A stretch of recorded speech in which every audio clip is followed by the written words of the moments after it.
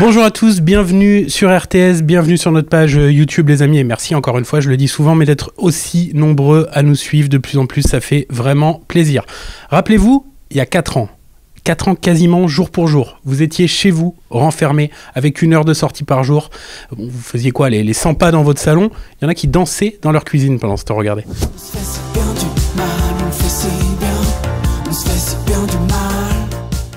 Depuis, il s'en est passé, hein. Il y a eu les victoires de la musique, il y a eu cette tournée, bien évidemment, qui vient de se terminer, 2 albums, bref, il est devenu l'un des artistes emblématiques du moment, et il est avec nous. Salut Hervé. Salut, ça va? Ça va et toi? Très bien, très bien. C'est original de commencer en te voyant danser dans une cuisine, tu vois? Ouais, c'est vrai que je réalisais pas que c'était il y a si longtemps, le temps passe, ouais, c'est cool.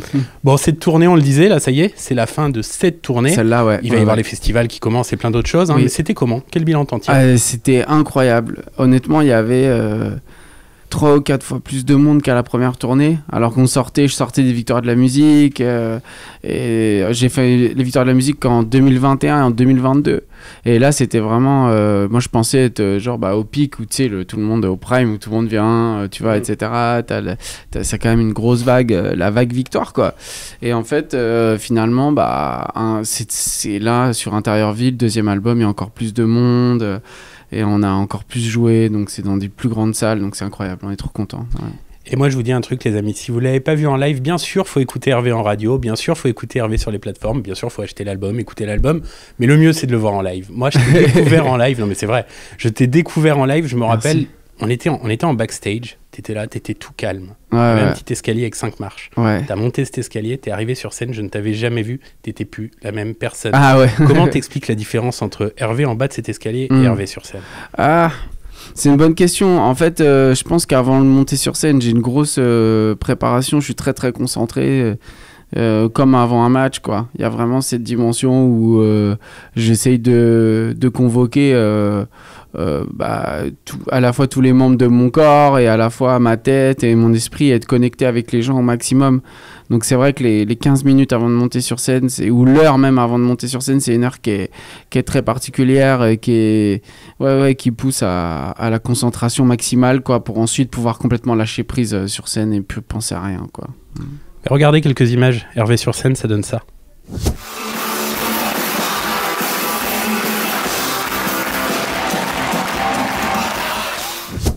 On l'a vu, hein, tu sautes partout, on a l'impression que tu es habité des fois, habité par la musique quand tu es sur scène et en même temps tu es avec les gens, tu n'es pas non plus dans une bulle et on a l'impression que tout peut t'arriver. Est-ce que vraiment tout peut t'arriver? Est-ce que tu te laisses une marge de liberté sur scène? Ah oui, complètement, je fais ce que je veux. Hein. Okay. C'est-à-dire pendant le premier couplet, je peux me dire tiens, fais voir l'échelle à gauche là, tiens, vas-y, je regarde là, vas-y, tiens, fais voir et tout. Et bam, tu vois, à la fin du morceau, tu peux me retrouver tout en haut de la structure, tu vois, à me dire où je vais me dire pendant le show, je vais me dire ah ouais, non mais tiens, faut pas que j'oublie de parler de ça, faut pas que j'oublie de dire ça, tiens, tac tac tac. Et en fait, je suis libre, en fait, on sait jamais là où ça va aller. Enfin, tous les soirs, on rigole énormément grâce à ça aussi, quoi, parce que je pars complètement en freestyle, quoi. C'est un freestyle cadré quand même. Mais le plus gros là-dedans, c'est de bien solidifier les structures, en fait. Ouais. C'est le plus gros du travail. Le problème, c'est les problèmes d'assurance. Après, ça me regarde pas, tu vois. C'est exactement ça. On va s'écouter un petit extrait là d'un titre qu'on a beaucoup entendu en radio, notamment sur RTS. C'est un titre du 2e album, c'est ça. Tout ira mieux demain, tout ira mieux demain, tout ira mieux demain, tout ira mieux demain. Bon, ça commence direct, hein. J'aurais du mal à m'étendre, j'aurais du mal, tu sais, ça c'est la première phrase du titre. Est-ce que tu es quelqu'un qui a du mal à parler de toi? Ouais, en fait, j'ai du mal à parler de moi en musique. Ok. Et en fait, ce 2e album, là, j'ai commencé beaucoup par les textes, j'ai commencé que par les textes même, j'avais vraiment besoin de raconter aussi ce qu'était l'envers du gars qui fait des crêpes dans sa cuisine. Okay. Tu vois, c'est-à-dire le truc ah ouais, mais c'est le mec qui saute partout, qui fait des crêpes dans sa cuisine, tu vois. Et en réalité, j'avais besoin, je pense, de me raconter plus et de raconter un peu les différentes périodes de ma vie, mon amour pour le son, les questionnements sur la filiation, tout ira mieux demain, vraiment la santé mentale clinique pour le coup, et parler de tout ça, quoi. Et du coup, j'ai eu beaucoup de mal Au début, même quand l'album est sorti, ça me faisait drôle, quoi. Le fait de se livrer Ouais, parce que j'étais plus dans un truc plus cryptique, plus on comprenait pas trop de quoi je parlais, alors que moi je pensais être clair au premier album. Donc j'ai encore clarifié les thèmes. Et du coup, c'était spécial. Ouais. Après, il peut y avoir quand même encore une double, voire même une triple lecture de chacun des textes. Oui, sur certaines chansons. Bien sûr. Tout ira mieux demain, par exemple. Bien sûr. Ça peut résonner à première vue comme ça. Vu la période qu'on traverse en ce moment, en se disant, est-ce que vraiment tout ira mieux demain? Ouais, c'est ça. Je répète cette fois, si tout ira mieux demain au premier refrain. Tu vois, comme les 7 jours de la semaine et tout, c'est une façon de, tu vois, c'est un mantra que je répète pour dire ça va aller, ça va le faire, quoi. Tu penses qu'on en a besoin de ce mantra aujourd'hui, tous ou pas? Je sais pas, mais en fait, il y a un côté, en répétant ça, il y a un côté à la fois désespéré de tout ira mieux demain, tout ira mieux demain, tout ira mieux. Il y a un côté un peu au bord de la falaise, je sais pas si je vais lâcher ou pas. Il y a un côté Mufasa, quoi, tu vois, dans le truc. Et en même temps, il y a un côté, allez, ça va aller quand la salle, elle chante ça, c'est incroyable. La salle, toute la salle. Le premier concert qu'on a fait, c'était 1 mois après la sortie du disque, même pas, je crois, 3 semaines. Tout le monde connaissait Tout ira mieux demain par cœur, D'où je viens par cœur et tout. Incroyable. Et d'entendre une salle chanter ça, c'est assez ouf. Ouais. Et même dans la plus grosse des galères, tout peut quand même aller mieux demain. On a l'exemple du clip. Regardez juste cette image. T'étais vraiment coulé dans du béton. C'est un tour de magie. T'étais pas réellement dans du béton, on est d'accord. Je sais pas, c'est un tour de magie, ça. Ce clip-là, c'est un tour de magie. Ok. Mais tu vois, il y a vraiment une bonne assurance, je vous confirme. Ouais, c'est le truc de se dire, écoute, voilà, on va faire un clip qu'on pourra jamais refaire. On va faire un concert qu'on pourra jamais refaire. On va faire un disque qu'on pourra jamais refaire. Et en fait, c'est toujours cette idée de me dépasser, de prendre des risques, de prendre du plaisir, tu vois. Et ça, c'est vraiment pour ça que je fais ce métier, tu vois. Quand je monte sur scène, c'est pour vraiment tout donner, quoi. Et je ferai jamais 2 fois le même concert.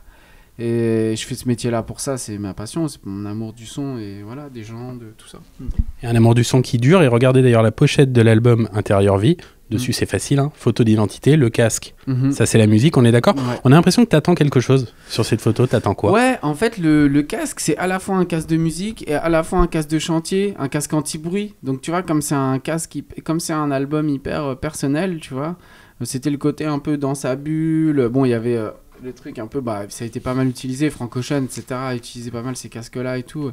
Mais en gros, cette idée d'être coupé du monde, Intérieur Vie, tu vois, d'être dans la bulle et de raconter. Et je pense que cet album, j'avais besoin de le faire. Je sais pas si je referais 2 disques comme ça, mais aussi personnel, tu vois. Je pense que j'ai dit beaucoup là, mais de cette façon-là, en tout cas. Mais en tout cas, ouais, je suis très heureux des retours et la pochette, ça a été vraiment fait un peu à l'arrache, dernière minute. Voilà. Écoute un autre extrait, t'en as parlé. D'où je viens.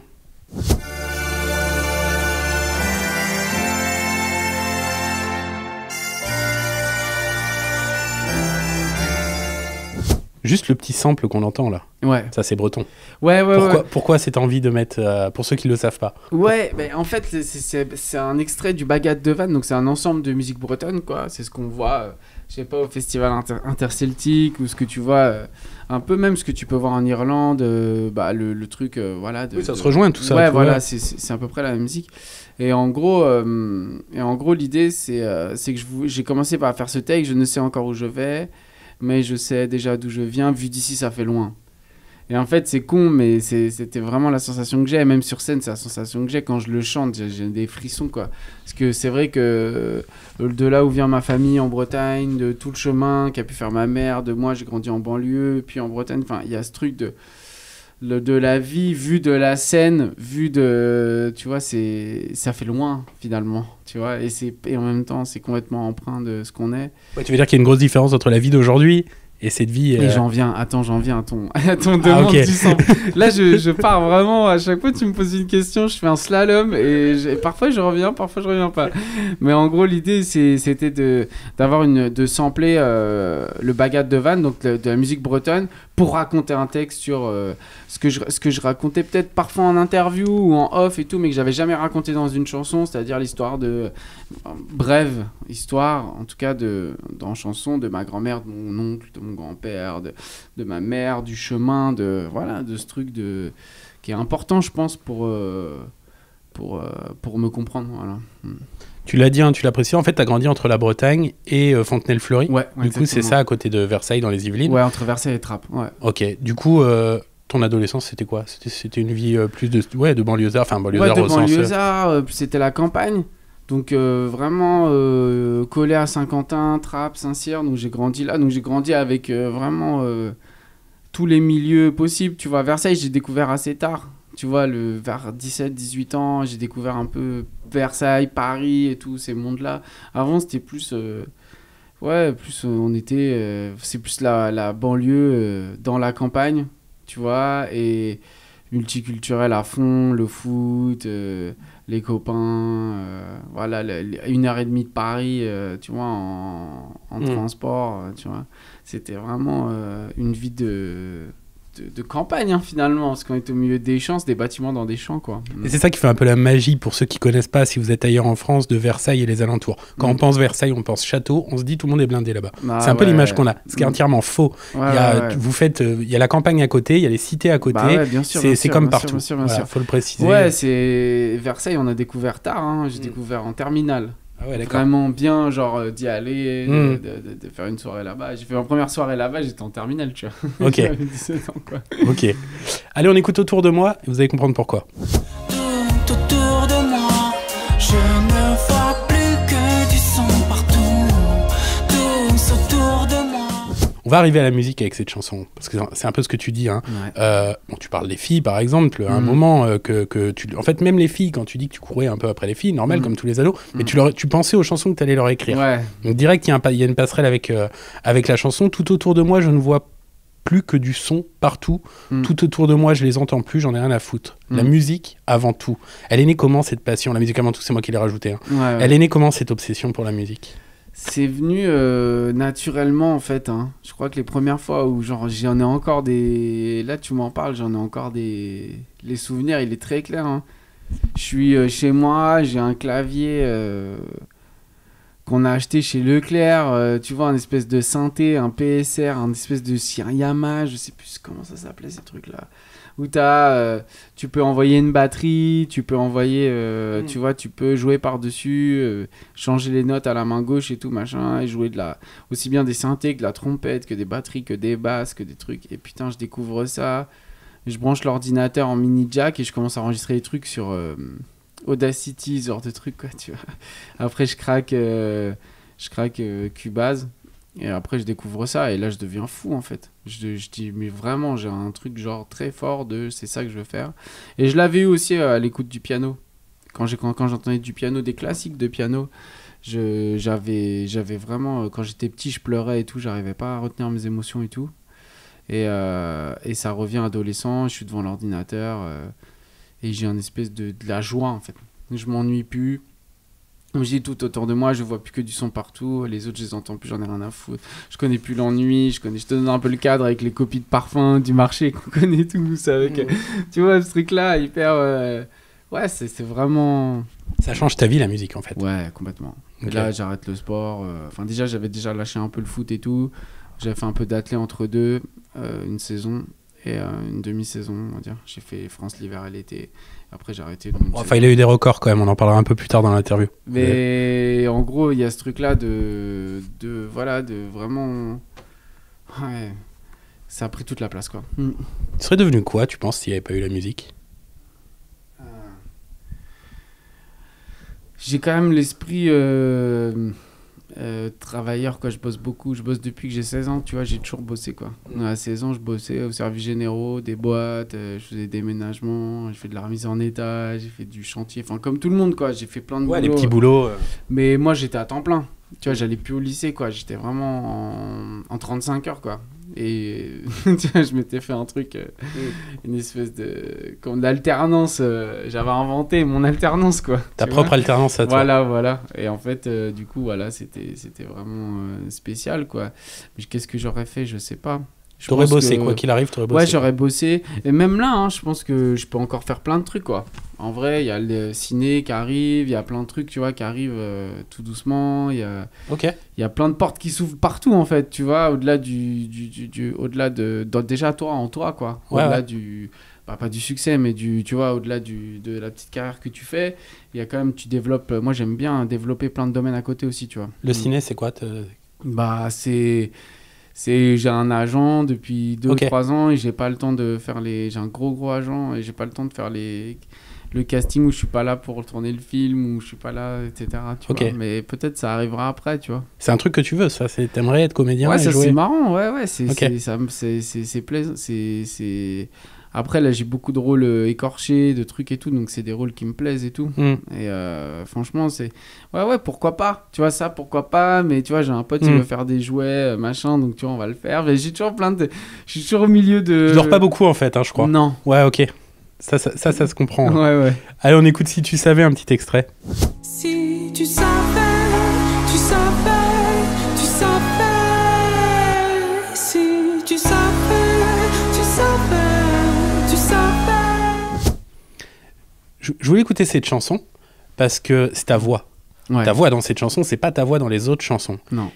Et tu t'es mis un petit défi là. Et Ouais. j'ai même lu que t'as repris des cours de chant Ouais. pour faire ça, c'est vrai? Ouais, en fait, j'ai repris des cours de chant pour la tournée. Ouais. Tu vois, la dernière tournée. Et donc, en fait, d'ailleurs, qu'il faut que je reprenne là. Ça me fait penser qu'il faut que je reprenne les cours de chant. Là. Oh là là. Mais comme là, je suis un peu occupé là. J'ai du mal à suivre le truc. Mais en gros, ouais, voilà. En gros, j'ai fait des cours. Et en fait, ça m'a tellement permis de progresser que du coup, j'ai fait des morceaux comme Tout ira mieux demain ou Si tu savais. Tu vois, où j'ai pris des risques. En fait, j'aurais très bien pu faire la voix grave de d'habitude et dire vas-y, la voix de tête, je la mets dans les chœurs. Oui, ce que tu faisais déjà sur l'album précédent. Voilà, et genre on fait le truc de d'habitude et tout. Mais non, comme j'aime bien prendre des risques, je me suis dit non, j'y vais. Et comme je la chante en live, même encore mieux que sur le disque et tout, franchement, celle-là, ça se passe bien, tu vois. Je me suis dit, je l'assume à fond. Et en fait, il y avait un truc de blind test dans mon label où on disait, ouais, c'est qui chante le refrain. Et tout le monde pensait que c'était un duo et tout, donc j'ai dit, ah, c'est intéressant. Quand tu leur fais écouter, ils pensent ok, carrément. Ouais. Ok. D'accord. Donc je trouvais ça intéressant. Ok. Donc je la mets sur le disque et en plus j'en fais un peu un single et tout. Enfin voilà, je prends des risques comme d'hab quoi. On écoute une autre chanson. Moi je rêvais de me tirer, voir en vrai, voir en grand. Mais maintenant quand j'y repense. À un moment dans cette chanson, tu dis moi je rêvais de me tirer, voir en vrai, voir en grand. Mais maintenant quand j'y repense, ce que j'aimais c'était rêver. Est-ce que ta vie d'aujourd'hui, elle ressemble à tes rêves d'hier? Ouais. Ouais, c'était exactement ça. Tu voulais ça? Non, je voulais pas forcément chanter. Ok. Bon, attention parce que je vais t'en citer quelques-uns là. Je voulais pas chanter. Je voulais pas trop apparaître à l'image. Ok. Donc sur les pochettes. Bon, c'est raté de ce côté-là. Hein. Ouais, voilà. Ça c'est complètement. En fait, je vais te dire au premier EP Mélancolie FC, j'ai la main comme ça. J'avais un groupe où je tournais beaucoup en Angleterre qui s'appelle Postal. Et en fait, on montrait pas nos têtes, on était sous les capuches et tout, tu vois. Et du coup, je me suis dit, j'ai pas envie de montrer ma tête. Et arrivé à l'EP, à l'album, hyper, tu vois, je me dis, bon, vas-y, j'assume. Je fais des interviews, je monte ma tête, tu vois. Finalement, je l'ai bien vécu. Donc, finalement, j'y suis allé. Mais sinon, d'être avec les copains, de bouger, de voyager, ça déconne. Enfin, ma famille... Enfin voilà, j'ai vraiment, c'était comme je le rêvais quoi. Ça, ouais. J'ai des placements, j'ai la chance de faire il y a 11 millions de personnes qui jouent d'un instrument en France, tu vois. Et moi je sors des disques, les salles sont pleines, c'est ouf quoi. C'est vraiment trop bien quoi. Et c'est une chance incroyable. Et donc on ne cessera pas d'abattre du travail tant qu'il y aura du plaisir en fait. Je laisserai pas la voiture aller toute seule à l'entraînement quoi. J'irais pas pour aller pour voilà, donc je rêvais pas de célébrité du tout, je rêvais pas d'apparaître, mais je vis bien avec. Mais tu vis bien quand même ça va, bien, je le vis super bien, franchement super bien, mais parce que je le vis naturellement quoi. Je te parle, tu vois, comme tu me poses la question en off ou tu me poses la question maintenant, je te réponds pareil quoi. Mais on est en off là. Ouais, tu crois? Ah merde, putain. On est en off, on est complètement en off.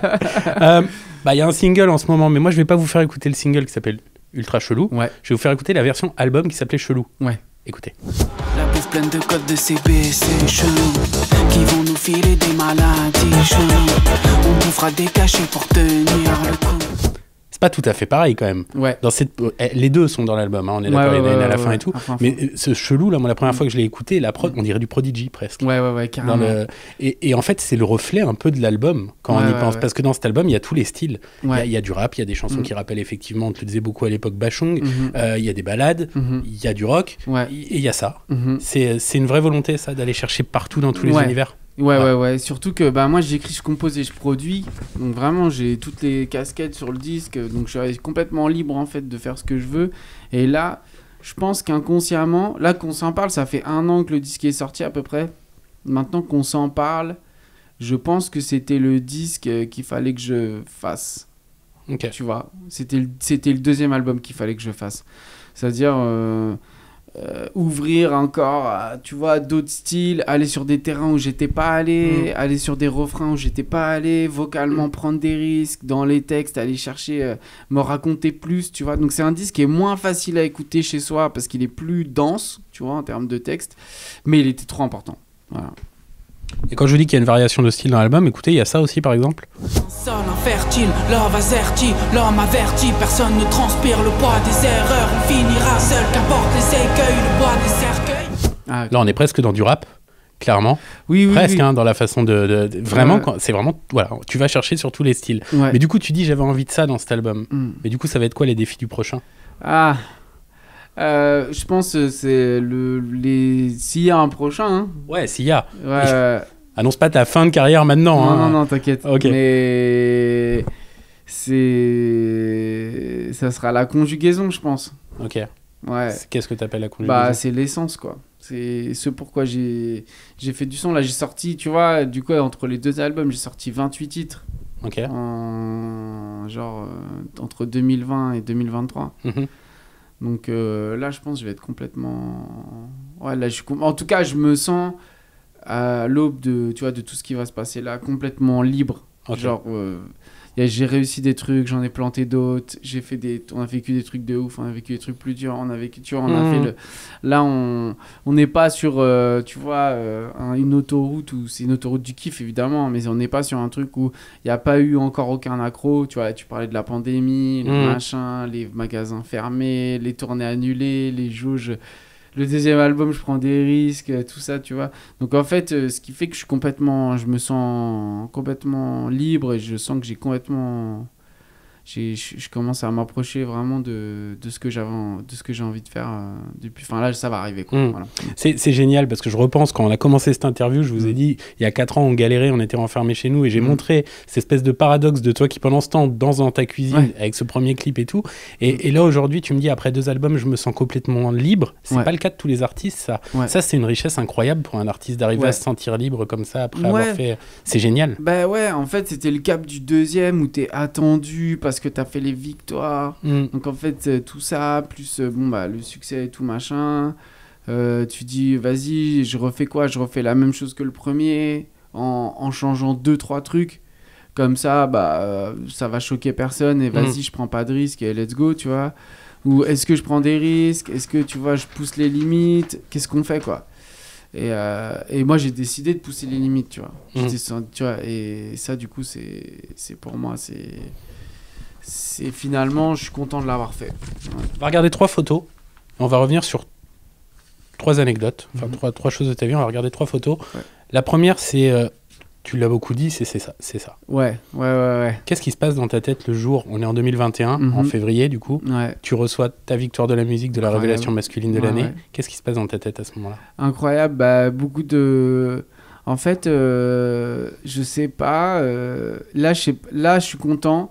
Quand je la prends sur les escaliers, sur le fauteuil, j'ai un trop gros choc. Ok. Donc je dis merde, pas moi, fais chier. Okay. Genre, je me dis ça. Je me dis, ah non, j'ai le monde qui tombe sur mes épaules. D'ailleurs, tu le vois physiquement, je me balance. Et je dis, ah non. Tu vois, genre, parce que j'ai des potes qui l'ont eu avant. Parce que je sais, mais en même temps, je sais pas à quoi m'attendre. Et je me dis, ah non, mais va falloir que je justifie d'être la révélation toute ma vie. Genre, c'est horrible et tout. Tu vois, je me dis vraiment ça. Hein. Ok. Et en même temps, je me dis, ouais, c'est incroyable pour la famille. Pour moi, c'est je suis trop content. Et le switch, il se fait au moment où je check tout le monde et je descends les marches là. Et là, ça switch complet dans ma tête. Et là, je suis heureux. Ok. Et après, je me fais bouffer par l'émotion. Je sors, genre mon meilleur pote, ma femme, tout ça. Enfin, tu vois, c'est genre l'émotion, elle est extraordinaire. Et voilà. Est-ce que quelque part, là, c'est pas un peu l'écho de ce que tu disais tout à l'heure? Tu voulais pas te montrer dans ton groupe avant la capuche, etc. Non, mais je voulais pas là. Là, finalement, ouais, mais les victoires, tout d'un coup, t'es exposé. T'es surexposé. Direct. Voilà. Bah ouais, en fait, le truc, c'est que t'es exposé. Et après, tu continues de l'être. Ouais. Tu vois, donc tu dis, putain, enfin, tu te dis. En fait, sur le coup, je me dis, ah non, pas moi. Genre, non, c'était Attic qui devait l'apprendre. Ou tu vois, genre, enfin, pas moi, quoi. Genre, ou Noé Préchauffe, ou tu vois, je sais pas, mais. Bon, Attic, il a quand même fait une année, laisse tomber, avec Validé, tout ça. Enfin, le gars, il avait, je sais pas, pour moi, c'était lui. Pour moi, c'était lui, c'était sûr. Ah oui, il avait 3 ou 4 tubes en radio partout et tout. Mais laisse tomber, il y avait aucun doute. Mais c'est toi. Et le métier, il dit, non, c'est toi. Ouais. C'est toi qui mérites. Et en fait, après, je l'ai hyper bien vécu. En fait, je te dis, il y a le moment où... Je pense que je l'ai jamais dit, ça. Hein, ce que je te dis là. C'est le moment où je suis sur le fauteuil, je dis « Ah non !» Tu vois, c'est ouf. Et le moment où je me relève et je check tout le monde, je descends et que je dis Ah ouais, si quand même, putain, vas-y, profite là. Comme d'hab, quoi. Encore un escalier où il se passe plein de choses finalement. Ouais, exactement. Ouais, c'est le truc de profiter, régale-toi, attends, tu rigoles, quoi. 3 ans avant ça, le grand public te connaissait pas et pourtant, tu étais lié à quelqu'un de très connu. Et ouais, Johnny Hallyday... Johnny Hallyday, c'est une histoire dingue parce que je suis dans la période, je crois que je commençais un peu à préparer Hervé, je suis dans le je parle de moi à la troisième personne, c'est vrai, mais le truc le premier EP, je sais pas, et je suis dans Postal en même temps, et je me retrouve chez Yodelis, tu vois, et il me dit ouais, on cherche des textes, etc., et on finit par... s'enfermer un week-end, j'en écris 7 ou 8 je crois dans le week-end et j'adore écrire, je m'amuse trop, j'aime trop ça et voilà, et ensuite voilà, ça... Tu écris 3 chansons, c'est ça? Ouais, voilà, et finalement lui il part à Los Angeles le lundi ou le mardi, il fait écouter genre le mercredi ou le jeudi et il enregistre le vendredi. En moins d'une semaine c'était enregistré et finalement il est décédé pas longtemps après. 6 mois ou un an après. Et Yodelis, Max, il me dit ouais, s'il les a chantés, c'est que enfin tu vois, il mal. En fait, avant de partir, il nous dit je te préviens, la dernière fois, il a tout bâché. Ok. Je lui ai ramené, je sais pas combien de chansons, il a rien gardé. Ok. Donc je vous promets rien, les gars, tout ça. Tu l'as rencontré ou pas? Non. Donc, non, pour la petite histoire, il s'arrête après, mais les 3 chansons, enfin il disparaît en décembre, et les 3 chansons sont dans l'album posthume en fait. Oui, c'est single et tout.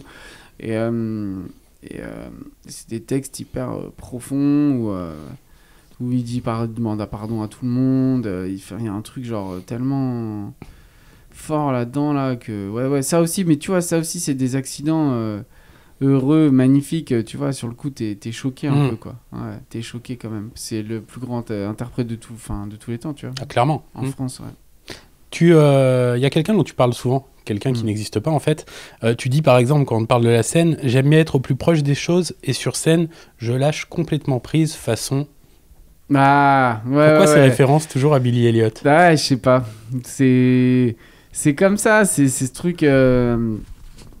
Je crois qu'il y a son histoire déjà, tu vois, le fait de vouloir danser, de vouloir faire sa passion, tu vois, dans un milieu un peu, tu vois, de l'Angleterre, un peu, tu vois, la campagne, l'Angleterre un peu ouvrière, le truc un peu, tu vois, Ken Loach dans la vibe et tout. Et ouais, ce côté liberté, je prends ma liberté et je la prends en fait. Sa liberté, il l'a braqué, quoi. Il l'a vraiment braqué. On en revient toujours à ça, la liberté. Ouais, et cette histoire-là, elle me parle, quoi. Voilà. Puis l'image aussi, le grain, enfin voilà. On va finir avec une petite chronique là dans quelques instants, mais juste avant ça, on écoute 2 petits sons et on en parle. C'est dans l'album, c'est dans le dernier, ça s'appelle Rester. Je sais que tu voudrais voir la meilleure version de moi-même, et quand j'essaye de changer, rien n'est plus pareil. Je sais que tu voudrais voir la meilleure version de moi-même et quand j'essaye de changer, rien n'est plus pareil, comme si on n'était pas fait pour naître. C'est vrai qu'aujourd'hui, on est dans une société où on passe notre temps tous à montrer de plus en plus le meilleur de nous-mêmes. Je pense aux réseaux sociaux, notamment. Personne se lève le matin et monte sa tête, c'est faux. T'as été te coiffer entre-temps, t'as fait quelque chose.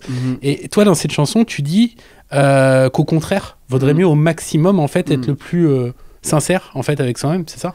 Ouais, et c'est ce truc de questionnement, tu vois, perpétuel, un peu de se dire...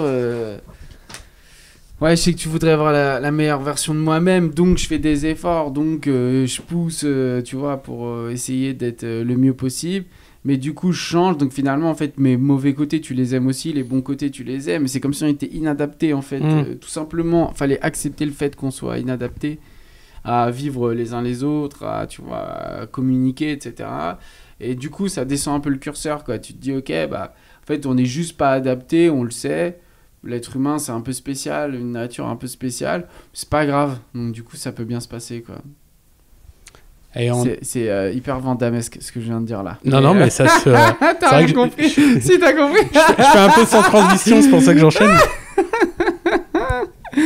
L'interview va faire 1h45. Ah. Et là, genre, putain. Et la dernière, c'était celle-là. Toi, t'es pas né, t'es même pas encore prévu. Que je t'écris déjà comme le père que j'ai pas vu. C'est marrant ça, t'as pas d'enfant. Ah si. T'as un enfant? Mais oui. Ah putain, je croyais que t'en avais pas. Ouais, il a 5 mois. C'est génial, ben je savais ouais, pas. Ouais, si. Si. Alors attends, c'était pas prévu du tout. D'accord, alors attends, quand t'écris la chanson, ouais. On le garde, je me plante, mais ouais. Quand t'écris la chanson, est-ce que tu sais que tu vas avoir un enfant? D'accord, donc tu l'as écrit, t'avais pas d'enfant. Pas du tout. Ouais, quand j'écris la chanson, je me dis... j'écrirais bien une lettre à un enfant que j'ai pas. Ok. Une fille ou un fils que j'ai pas. T'as un fils ou une fille? J'ai un fils. Ouais. Ok. Et du coup, je me dis... bah j'écris quoi, j'écris quand même la chanson et tout, tu vois, et pour moi cette chanson elle était belle que si j'avais pas d'enfant, parce que je parle de transmission, de toute façon, de toi trucs... t'es pas né, t'es même pas encore prévu, que je t'écris déjà comme le père que j'ai pas vu. Voilà. Donc il y a ce truc là, tu vois, où je trouvais que c'était un prisme qui était hyper intéressant, tu vois. Et le prisme de la transmission de l'enfant que j'ai pas, et il est né entre temps, donc j'ai décalé ma tournée, tu vois, j'ai un peu tu vois, arrêté, pas la promo du 2, mais tu vois, je suis parti. Bon, voilà, on a fait 80 dates en un an.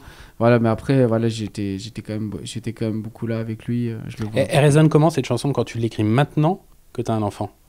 Alors, je me laisse quand même beaucoup bouffer par l'émotion sur scène, quoi. Submerger un peu. Parce que maintenant, tu penses à lui, forcément. Ouais. Du coup, je suis pas avec lui. Ouais. Et j'ai l'habitude d'être tout le temps avec lui. En fait, je suis tout le temps avec lui. Là, à chaque fois que je rentre, tu vois, je suis là beaucoup plus que quelqu'un qui est du lundi au vendredi, qui bosse de 8h à 19h, quoi. Nous, on est là le matin, le soir, le truc, je suis là la nuit, je suis là... Puis parfois, je suis pas là pendant 1 ou 2 jours, mais c'est max, quoi. Donc, du coup, c'est vraiment... J'ai la chance d'en profiter beaucoup avec le métier que je fais. Et du coup, là, je pense que... Ça, c'est pas un titre, je pense que je rechanterai... Après? Non. Ok. Fallait être là, cette tournée-là, c'est un titre qui est là. Je rechanterai pas cette chanson, je pense pas. Tu vas le faire pour les festivals quand même cet été? Pas sûr. Non. Ok. Non, je jouerai pas en festival. Non, en festival, je joue des trucs qui bastonnent. Ok. Pas d'émotion cet été, les amis, on y va à fond. Si, il y aura de l'émotion, mais ça veut que ça bastonne quand même. Allez, avant de se quitter, on se fait une petite chronique parce que oui, dans 3-4 mois, là, ça arrive, les JO en France. On va parler sport. Du coup... c'est pas le hasard si je fais cette chronique avec toi, c'est parce que tu as fait beaucoup de sport, tu l'as dit tout à l'heure, le foot en particulier, mais aussi l'athlétisme. Juste pour parler là, de ces fameux JO, tu habites à Paris, tu fais partie de quelle team? La team qui va louer son appart et se casser, ou la team qui va rester et qui va aller voir les... J'ai pas encore décidé. T'hésites? Tu te poses la question. C'est une très bonne question, ça. Je me pose la question parce que déjà, il y a un truc quand même, c'est le prix des places là. Ouais. Je croyais qu'il allait dire le prix de la location où on peut louer l'appart. Ouais, non mais il y a ça aussi. Ouais. C'est une dinguerie. Franchement, je fais un PEL pour le petit moi avec ça. Ouais, non mais c'est clair, mais bien sûr. C'est sûr. Mais en gros, je sais pas encore ce que je... Alors pour mon logement, je te réponds. Pour mon logement, je sais pas encore ce que je vais faire. Et 2, je sais pas encore si je vais être invité à beaucoup de trucs ou pas. Ok. Tu vois, donc j'espère être invité. J'ai envie de connaître ça. Je sais que je porte la flamme en Bretagne. Ok. Donc ça c'est ouf. J'ai reçu là mon invitation. Vous allez. C'est dingue dans une vie de se dire qu'on a fait ça. J'ai inauguré la Coupe du Monde de rugby. Place de la Concorde. Ouais, franchement c'est c'est incroyable. Donc je sais pas encore. Et j'espère pouvoir aller voir n'importe quelle compétition. J'ai fait un DJ set à Rio moi pendant les Jeux en 2016. Ok. Et l'ambiance était fabuleuse. J'espère qu'on aura la même ici. Écoute, j'espère, on y croit. Il y a une autre compétition avant les JO en Allemagne, l'Euro. Tu y crois ou pas? Ouais, grave. Ah. Ouais, non, c'est possible ça. Hein. Ouais, non, c'est complètement possible. Ouais, il y a la place quoi. Ouais, Mbappé il est en feu, wow. Non, c'est franchement Maignan il est en feu. Ouais. Bah tous hein. Ouais, l'équipe on a rarement eu une équipe aussi complète, même plus qu'en 2018 en vrai. Hein. Donc c'est maintenant ou jamais. Ok. Tout à l'heure, tu as dit j'ai fait de l'athlétisme, effectivement. Moi, j'ai même entendu dire que tu étais un pro du relais 4x100 mètres. Tu as même participé. Ah, ben ouais, j'ai fait le relais 4x100 mètres. On est d'accord. Comment tu sais ça? Ouais, j'ai couru à Narbonne. Et voilà, tu as couru à Narbonne. Dans le coin. Championnat de France élite. Ok. Et attends, tu courais le 100 mètres en 12,05. Ouais, j'ai couru en 12,05, 12,40. Mon meilleur chrono, c'est 11,30. Mais non. Ouais, 11,30 à Dreux, ouais. Ok. Équipe athlée, ouais. Et pourquoi t'as arrêté ça l'athlé? Parce que là, c'est quand même beau, là, c'est un beau niveau. Non, moi, j'étais fait pour courir sur 400 mètres, pas sur 100 mètres. D'accord. Donc, il fallait que je refasse encore... j'attende... Je faisais, du coup, en cadet, tu fais du 300... Et je faisais 36 quelque chose. Ça aide ça, parce que t'as la culture de la gang dans le sport. Est-ce que ça aide dans la musique? Ouais, carrément. L'athlé, c'était vraiment pour continuer de faire du sport, quoi. C'était pas pour performer, tu vois, plus que ça. Dans le foot, c'était quand même l'idée de performer, quoi. Et ouais, là, c'est quand même plus détendu, quoi. C'est plus détendu, ouais. Je résume quand même. Bon en athlé. Bon en foot. Sur scène, c'est une bête de scène. Il chante bien, les albums, c'est bien. Il y a un domaine dans lequel t'es nul ou pas? Franchement. Ouais, il y en a plein. Hein. J'ai pas le permis. Ok. On l'a trouvé. J'ai pas le permis. Ouais, c'est mon truc là. Je veux passer le permis là, bientôt. Ok. Ça va, t'as quoi, 31, 30 ans? Ah ouais, non, ça va, j'ai le temps. T'as le temps. Les festivals, on l'a dit cet été, je vous parle d'une date quand même parce qu'on est dans le sud, ce sera le 8 juillet au Bacchus Festival à Argelès-sur-Mer. Je crois qu'il y a Pierre de Mer aussi le même soir. Ouais. Il va y avoir pas mal de festivals. Tu as dit tout à l'heure, ça va bouger. Il y a une grosse différence entre les festivals et la tournée là ou pas? Non. En fait, c'est plus court. À part qu'il n'y a pas la lettre. Ouais, bah ouais. Et c'est plus court les festivals. Ok. Ouais, c'est beaucoup plus court. Du coup, je joue 1 heure quoi. Là, je joue 2 heures. Ok. Quand je joue en salle, je joue 2 heures. Voilà. Dernière question que je pose à tous mes invités. On a parlé de pas mal de petites anecdotes de ta vie et tout. Si là maintenant... C'était super d'ailleurs. Bah merci, c'était un plaisir de te recevoir. Ça arrive rarement qu'on ait le temps là. Ouais. C'est pour ça que cette émission permet ça aussi, de prendre le temps d'échanger. Si tu avais un petit pouvoir magique là qui te permettait de prendre une machine à remonter le temps et de retourner parler à toi quand tu étais petit, à l'époque où tu étais donc enfant et que tu avais tous ces rêves, qu'est-ce que tu dirais au petit Hervé maintenant que tu sais tout ce qui t'arrive aujourd'hui? Il y a cette idée de croire en ce qui brûle en toi quoi. Okay. Et finalement j'ai réussi à raccrocher ce truc là qui fait que tu crois en ton destin, à ta guidée, vraiment à cette notion de destin quoi, tu vois, t'as la main et à la fois t'as pas la main, mais c'est ce truc qui sait que tu vas faire quelque chose de ta vie qui va être différent. Et en fait déjà, comment je suis né, c'était différent. Enfin, tu sais, c'est sûr que ça allait être différent, quoi. Que tout allait être différent. Et je sentais que j'étais différent. Okay. Et pas dans le sens où j'étais mieux. Pas dans le sens où j'étais plus intelligent, mieux que les autres. J'étais juste différent. Et du coup, c'était le truc de croire en cette différence et qu'il y a une place pour tout le monde, tu vois. Dans ce monde, quoi. Et s'il y en a pas, on va la faire à la place, tu vois. Voilà. C'est ça l'idée. Merci beaucoup. Bah, merci à toi. À bientôt. Et merci d'être passé nous voir. Bah, avec plaisir. Et il est encore temps, vous prenez l'album, les amis, et vous réservez vos places pour les festivals cet été. À très bientôt, merci beaucoup. Ciao, salut.